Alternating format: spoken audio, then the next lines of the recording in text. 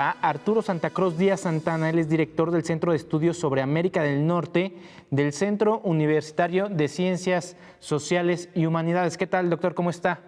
¿Qué tal, Omar? Muy buenas tardes, muy bien, a tus órdenes. A ver, platíquenos cómo podríamos estar evaluando desde México el proceso electoral que están viviendo en Estados Unidos, donde hasta estas horas no tenemos un ganador. ¿Qué podemos esperar nosotros? Bueno, pues podemos esperar, la verdad, que el candidato demócrata Joe Biden se alce con la victoria, quizás para hoy en la noche, ya cuando ya estén los resultados en uno o dos estados de los pocos que faltan.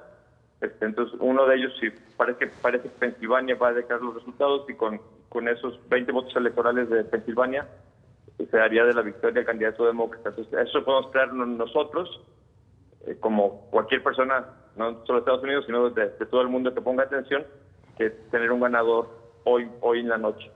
Ahora bien, como especificabas, que como mexicanos, yo interpreto la pregunta en el sentido de qué podemos esperar los mexicanos con una administración, con la administración que gane, que en este caso, como te digo, espero, todo parece indicar que sea demócrata.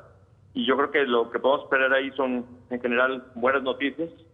De entrada, por no tener al energúmeno que ha ocupado la Casa Blanca casi los últimos 4 años, que aparte de sus cerradísimas políticas internas y externas, hace de una constante de insultar a México. Entonces, no tenerlo ahí de entrada, digo, es bueno.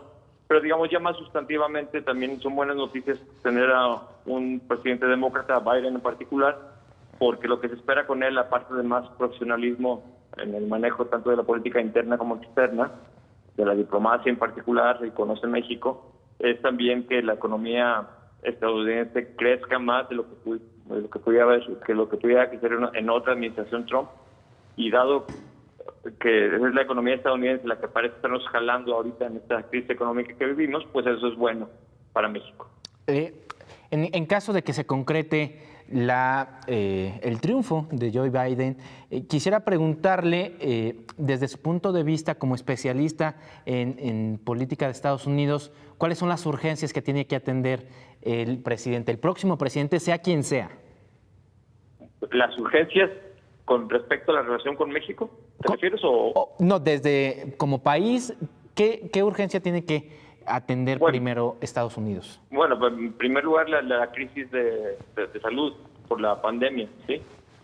La situación actual ha sido un completo desastre, y ahí se ven buenos signos en ese sentido, de un cambio radical de entrada, porque el candidato demócrata Biden ha insistido que él va a seguir lo que los científicos, los médicos profesionales le digan, para llevar a diseñar su estrategia de salud en torno a esta pandemia. Eso sería lo más urgente, y después de eso, evidentemente, pues que prácticamente viene junto, sería la reactivación de la economía estadounidense. Hace unos días, Luis Miguel González, el director editorial del Economista, escribía precisamente que el gran ganador de esta pandemia ha sido China. Yo quisiera preguntarle si en este momento podríamos decir que está en vilo la hegemonía económica que mantiene Estados Unidos. Yo no diría tan lejos como decir que está en vilo. Ciertamente ha habido un largo proceso de reajuste, ¿sí? Particularmente en los últimos 20 años, digamos, y esto coincide precisamente con el ascenso económico de China. La crisis actual inducida por la pandemia ciertamente agravó la situación económica de Estados Unidos, pero no llegaría tan lejos como para decir que está en vilo su hegemonía económica. Y en materia económica, hay algunas propuestas que dicen que debería el gobierno de Estados Unidos abrir la llave incluso de la deuda y comenzar a trasladar esos apoyos a la economía. ¿Usted está de acuerdo con esto? Sí, completamente. Tiene todo el sentido del mundo. Y de hecho, no es que empezaran a abrir la llave de la deuda. Esa llave ha estado abierta consistentemente los últimos años bajo la administración Trump. De alguna manera, a raíz de la rebaja de impuestos, que lo hizo fue entrar en un déficit fiscal a la economía de su país. quizá en Estados Unidos déficits más altos. El punto no es tanto que se abra la deuda, la llave de la deuda, sino que esos recursos se utilicen adecuadamente, ¿sí? O sea, en tanto que el déficit creciente se debe a la baja de impuestos, sobre todo a las personas de mayores ingresos en Estados Unidos.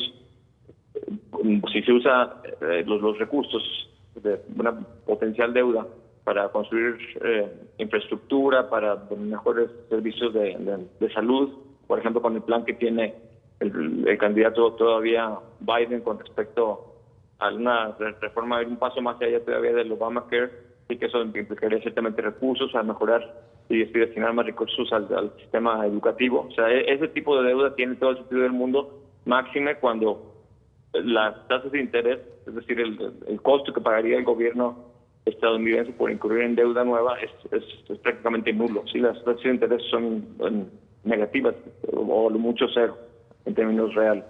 Me queda tiempo nada más de una pregunta, doctor. Quisiera preguntarle, el presidente de México, Andrés Manuel López Obrador, ha omitido dar una opinión respecto a las elecciones. Sin embargo, se han mantenido relaciones, incluso llegó a decir que su amigo Donald Trump lo visitó en la Casa Blanca. ¿Cuál debería ser la relación que tiene México con Estados Unidos? No, pues debe ser una relación institucional. Ciertamente fue un error la intromisión, porque eso fue una intromisión, la visita de López Obrador a Washington, a la Casa Blanca. El único viaje al exterior que ha hecho durante toda su administración, por lo demás. Fue un error eso, y pues lo que sigue ahora en este trecho de incertidumbre es cautela y actuar de manera institucional. ¿Cree que es lo correcto, que no se decante por ninguno de los candidatos? Sí, por supuesto. Perfecto. Pues yo le agradezco mucho que me haya contestado la llamada, doctor. Un gusto, Omar. Saludos a ti y al auditorio. Que esté muy bien, muy buena tarde. Bueno, nosotros continuamos con la información aquí.